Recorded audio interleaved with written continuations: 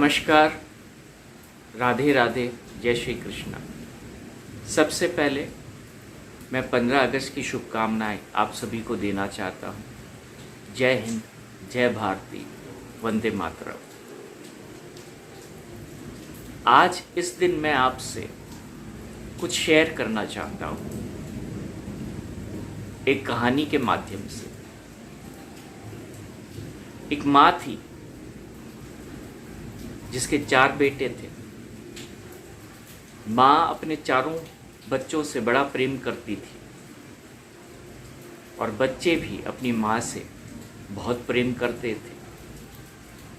धीरे धीरे वो चारों बच्चे बड़े हुए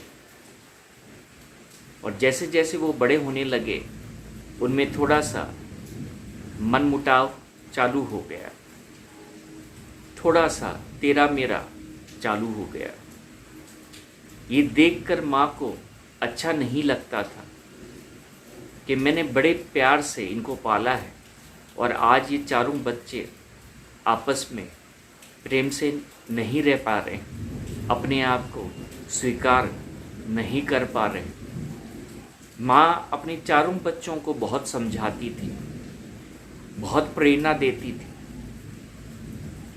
कि खून का रिश्ता क्या होता है, भाईचारा क्या होता है, भाई का प्रेम क्या होता है, अपनापन क्या होता है।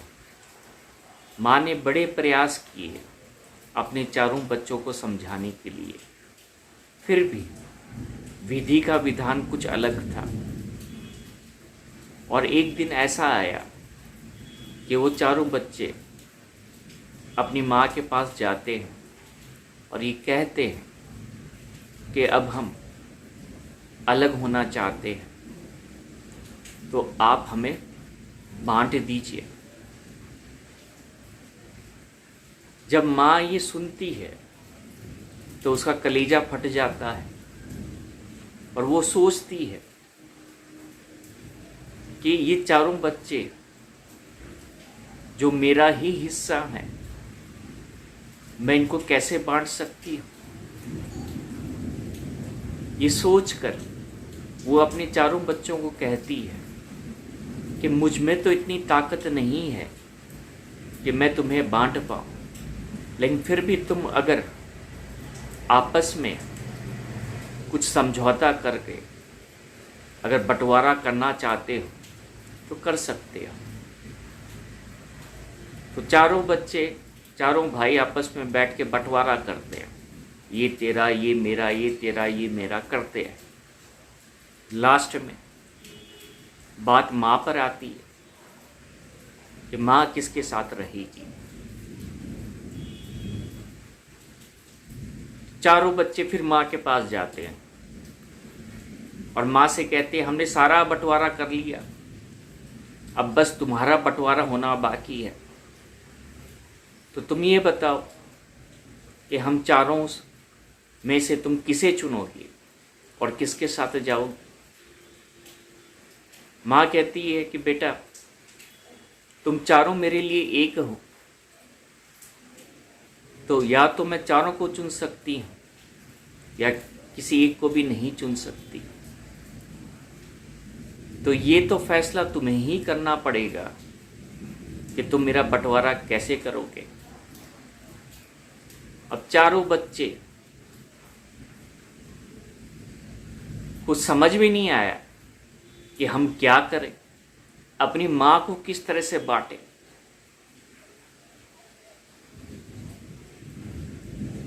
और लास्ट में उनको एक चीज समझ में आई कि हम हर एक चीज बांट सकते हैं, हर एक चीज जो मटेरियलिस्टिक है, जो अवेलेबल है, उसे बांटा जा सकता है, लेकिन माँ के प्रेम को, माँ की ममता को हम नहीं बांट सकते। और वो चारों बच्चे अपनी माँ के पैरों पे गिर जाते हैं और क्षमा मांगते हैं कि माँ हमने बड़ी भूल की, हमने ये कैसा सोच लिया कि एक माँ को भी बांटा जा सकता है। मैं ये कहानी आपको क्यों बता रहा हूं? क्योंकि आज हर तरफ बंटवारा हो रहा है, हमें बांटा जा रहा है अलग अलग तरीके से, और हम बंट रहे हैं। ये बंटवारा कैसे होता है? कभी जमीन के ऊपर एक लकीर खींच दी जाती है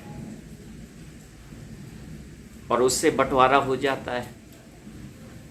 अब जमीन का तो बंटवारा हो गया, लेकिन इस बंटवारे में भी और बंटवारे होते हैं। अब लोगों को कैसे बांट सकते हैं? तो धर्म के नाम पर लकीर खींच दी जाती है, उन्हें भी बांट दिया जाता है। अब धर्म के ऊपर भी लोगों को कैसे बांटा जा सकता है? तो जाति के नाम पर लकीर खींच दी जाती है, उन्हें बांट दिया जाता है। अब जाति के ऊपर भी लोगों को कैसे बांटा जाता है? तो भाषा की लकीर खींच दी जाती है और उन्हें बांट दिया जाता है। और ऐसे 100 तरीके हैं जिसके कारण हम आराम से बंट सकते हैं। लेकिन कभी भी हम ये नहीं सोचते कि हमें ये बांट कौन रहा है और क्यों बांट रहा है। क्या वो हमारे हित के लिए हमें बांट रहा है, या अपनी कुछ मनो इच्छा को पूर्ण करने के लिए, सिद्ध करने के लिए हमें बांटा जा रहा है? मैं आज आपसे एक प्रश्न करना चाहता हूं। अगर प्रकृति हमें बांटना चाहती तो वो पहले ही बांट सकती थी। किस तरीके से? इस धरती को मदर नेचर ने बनाया है, और आज मदर नेचर के कारण हम सब जिंदा हैं। आज उस प्रकृति माँ के कारण हम सब जिंदा हैं। तो कहीं पर भी क्या उसने वो लकीर खींची है जहां पर उसने हर एक देश को बांटा है? क्या कहीं पर भी उसने वो एक लकीर खींची है जहां पर उसने हर एक मनुष्य को बांटा है? जिस हवा से हम सांस लेते हैं, क्या कहीं पर भी वो लकीर खींची गई है कि ये हवा तेरी, ये हवा मेरी? जिस आसमान में हम सूरज को देखते हैं, चांद को देखते हैं, क्या कहीं पर भी वो लकीर खींची गई है कि ये सूरज तेरा और ये चंद्रमा मेरा? जिस पानी को हम पीते हैं, क्या मदर नेचर ने कभी भी उसको डिवाइड किया कि ये पानी तेरा और ये पानी मेरा? तो इन सब को डिवाइड किसने किया है? इन सब का बंटवारा किसने किया है? जवाब आपके पास है। उस प्रकृति ने नहीं किया है, उस ईश्वर ने नहीं किया है, बल्कि हमने ही किया है। जब तक हम बंटते रहेंगे तब तक हम जुड़ नहीं सकते, क्योंकि बांटने का काम प्रकृति का नहीं है, ईश्वर का नहीं है। सिर्फ मनुष्य ही इस हरकत को कर सकता है। क्या आप अपनी माँ को बांट सकते हैं? मैं आज आपसे पूछता हूं, क्या आप अपने पिता को बांट सकते हैं? नहीं बांट पाएंगे।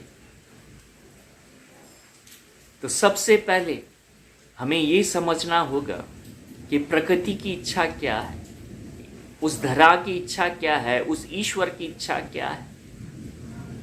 क्योंकि वो जो चाहता है, जब तक हम वो नहीं करेंगे, उससे नहीं जुड़ेंगे, तो हम एक ऐसे रास्ते पे चल रहे हैं जिसका अंत बड़ा भयानक है। इसलिए मेरा आपसे निवेदन है, अपने आप को बांटे नहीं, और हर एक वो चीज जो आपको बांटना सिखाती है आपके जीवन में, उससे अलग हो जाएं। क्योंकि ईश्वर बांटता नहीं है, ईश्वर हमेशा जोड़ता है। इस बात को हमेशा याद रखिएगा। जय हिंद, जय भारत, वंदे मातरम।